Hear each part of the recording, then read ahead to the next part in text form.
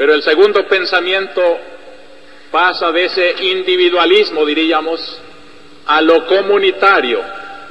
En las lecturas de hoy, esto es bello, ver cómo Dios quiere salvar a los hombres en pueblo.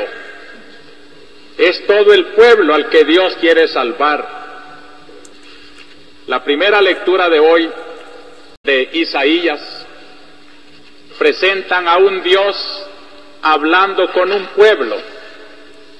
Es el diálogo de Dios con una personalidad colectiva, así la llaman los escrituristas, personalidad colectiva. Como si se hablara con una persona, Dios habla con un pueblo. Y a ese pueblo, Dios lo hace su pueblo, porque a él le va a confiar promesas, revelaciones, que luego han de servir para todos los demás pueblos. Por eso fíjense bien, queridos hermanos, cómo en la historia de la Biblia, del Viejo Testamento, hay cosas que se refieren únicamente a ese sector, pueblo de Dios. Y hay también algo que se refiere al pueblo en común, al pueblo natural. ¿Cuántas veces le reprochaban los profetas a Israel que no se gloriaran de ser hijos de Abraham, sino de obedecer a Dios y creer en Dios? Los creyentes, ese reducido número, era el verdadero pueblo de Dios. Todo lo demás a veces era prevaricador, y así eran también los otros pueblos que se llamaban gentiles, pero ese núcleo que se llama el pueblo de Dios, la personalidad colectiva con quien Dios habla, pasa a través de Cristo a todos los cristianos. Ya no solo es un grupo del pueblo de Israel, sino que en cada país habrá un grupo. Y aquí tenemos el ejemplo esta mañana. En Estados Unidos hay también el grupo de los cristianos que no son todo Estados Unidos. Así como en El Salvador también está el grupo de la iglesia que no es todo El Salvador. Y cuando yo como pastor me dirijo al pueblo de Dios, no pretendo yo ser un maestro de todo El Salvador, sino que soy el pobre servidor de un núcleo que se llama la iglesia, la arquidiócesis, los que quieren seguir a Cristo y que reconocen en el obispo al maestro que en nombre de Cristo les habla. De ellos espero respeto, obediencia, con ellos me siento tan unido, y no me extraña que los que no son iglesia, aunque estén dentro de la iglesia, me critiquen, me murmuran, me deshagan.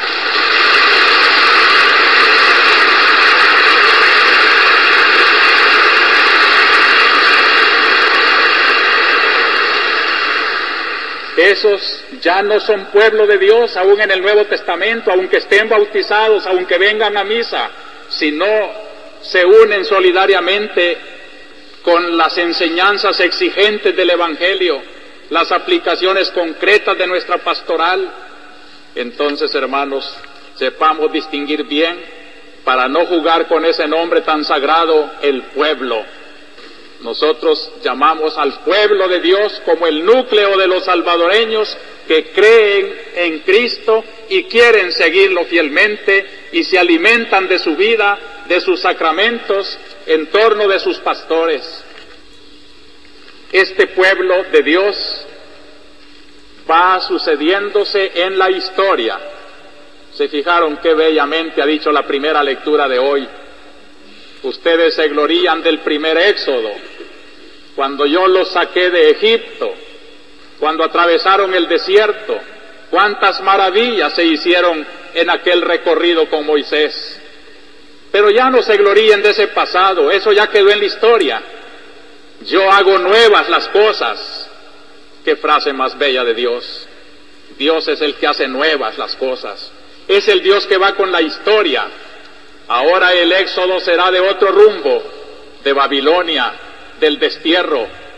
El desierto por donde van a pasar florecerá como jardín, brotarán las aguas, como es simbolizando con el paso del perdón de Dios, del pueblo reconciliado con Dios hacia Jerusalén, que ya no es propiamente la esclavitud de Egipto, sino es el destierro de Babilonia. Y así se irá sucediendo la historia. Hoy también El Salvador vive su éxodo propio. Hoy estamos pasando también nosotros la liberación por el desierto, donde cadáveres, donde el dolor angustioso nos va asolando y muchos sufren la tentación de los que caminaban con Moisés y querían volverse y no colaboraban. Es la historia de siempre. Dios quiere salvar al pueblo haciendo nueva la historia. Una cosa sí tengamos firmemente anclada en el alma: la fe en Jesucristo, el Dios de la historia. Ese sí no cambia, pero Él tiene como la complacencia de cambiar la historia, jugar con la historia. Hago nuevas las cosas. Dios hace nuevas las cosas, y por eso corregía a los israelitas, porque se alegraban del primer éxodo y no pensaban que Dios estaba haciendo ya maravillas en un segundo éxodo, y las haría muchos mayores en la era cristiana, como las vamos viendo nosotros. La historia no perecerá, la lleva Dios. Por eso digo que en la medida en que los proyectos históricos traten de reflejar el proyecto eterno de Dios, en esa medida se van haciendo reflejos del reino de Dios, y este es el trabajo de la Iglesia. Por eso ella, pueblo de Dios en la historia, no se instala en ningún sistema social, en ninguna organización política, en ningún partido. La Iglesia no se deja cazar por ninguna de esas fuerzas, porque ella es la peregrina eterna de la historia y va señalando a todos los momentos históricos lo que sí refleja el reino de Dios y lo que no refleja el reino de Dios. Ella es servidora del reino de Dios.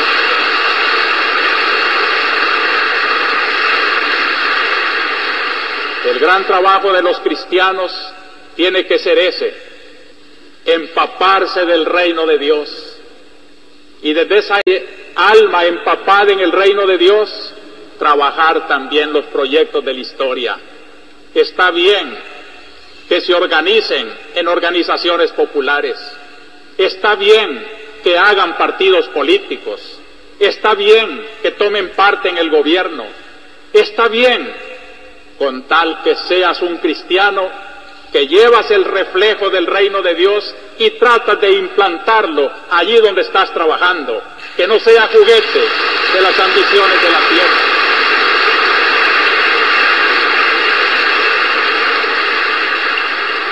Y este es el gran deber de los hombres de hoy. Y queridos cristianos, siempre les he dicho y lo repetiré, de aquí, del grupo cristiano, del pueblo de Dios, tienen que salir los hombres que van a ser los verdaderos liberadores de nuestro pueblo. Cualquier proyecto histórico que no se fundamente en eso que dijimos en el primer punto, la dignidad de la persona humana, el querer de Dios, el reino de Cristo entre los hombres, será un proyecto efímero y será cada vez más estable y será cada vez solución del bien común de los pueblos, según la índole de cada pueblo, el que refleje mejor ese eterno designio de Dios. Por eso hay que agradecerle a la Iglesia, queridos hermanos políticos, no manipular a la Iglesia para llevarla a lo que nosotros queremos que diga, sino decir nosotros lo que la Iglesia está enseñando. No tiene intereses.